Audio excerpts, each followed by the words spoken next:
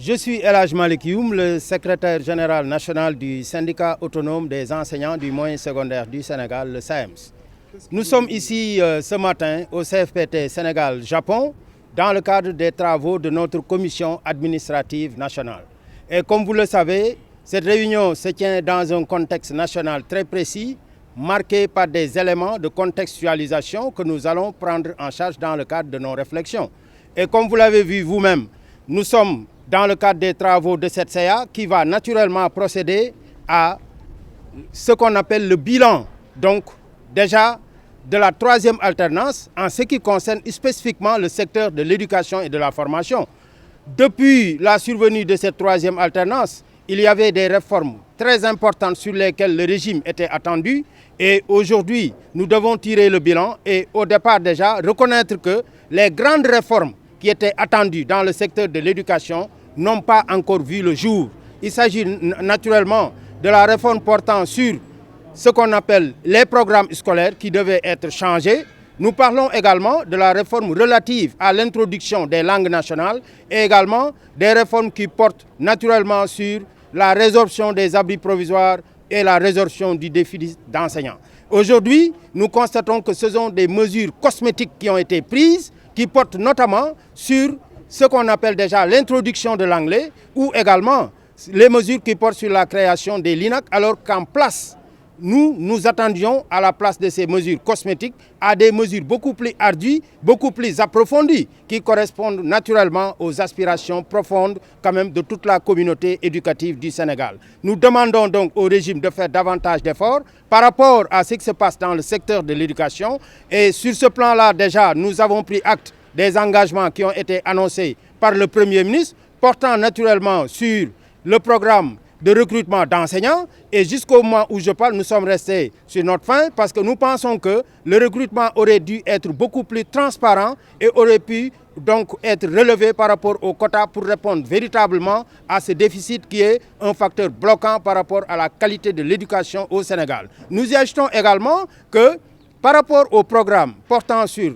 la résorption des abris provisoires, nous constatons qu'également il y a des lenteurs par rapport à la chose parce que pour le moment, il n'y a aucune statistique qui est disponible par rapport au nombre d'établissements qui seront remplacés pour l'année en cours alors que l'année tire à sa fin. Pour également les éléments de contexte qui alimenteront les travaux de notre commission administrative de ce matin, je dois rajouter également que nous avons procédé à l'analyse un peu de la mise en œuvre des accords. Et pour ce plan-là aussi, nous appelons le gouvernement à beaucoup plus de respect par rapport au secteur de l'éducation et de la formation. Parce que c'est dans ce pays-là seulement qu'on voit que quand même par rapport à la signature des décrets, il est beaucoup plus facile de signer un décret perdu que de signer un décret qui est là en bonne et due place. Cela est inacceptable. Nous ne pouvons pas comprendre que le gouvernement nous ait dit qu'ils n'ont pas retrouvé le décret qui portait sur quand même le relèvement des indemnités à octroyer aux veufs et aux veuves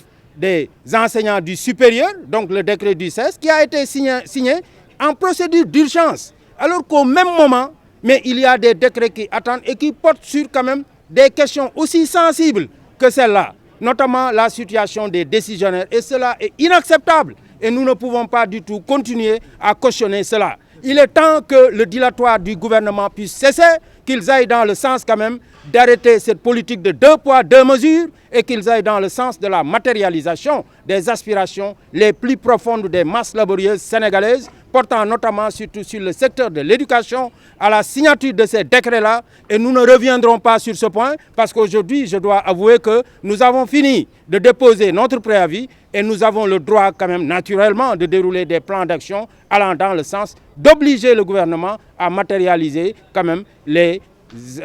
accords qui ont été signés. Au-delà mais de ces questions, je dois également dire que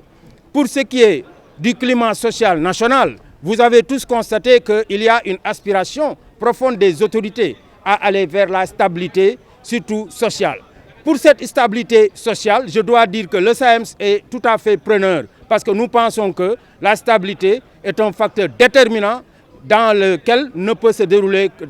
doit se dérouler obligatoirement mais les politiques publiques. Mais cette stabilité a un coût. Et le coût pour nous, ce n'est rien d'autre que le strict respect des accords qui ont été signés avec le gouvernement du Sénégal. Et à cet effet, je n'ai pas besoin de rappeler que dans le processus de dialogue qui est en cours, nous avons tous constaté qu'il y a l'omerta totale qui a été faite sur les protocoles qui ont été signés avec les syndicats d'enseignants. Nous avons également constaté que dans l'agenda officiel de ces rencontres qui ont suivi la grande rencontre tripartite du jeudi 27 février,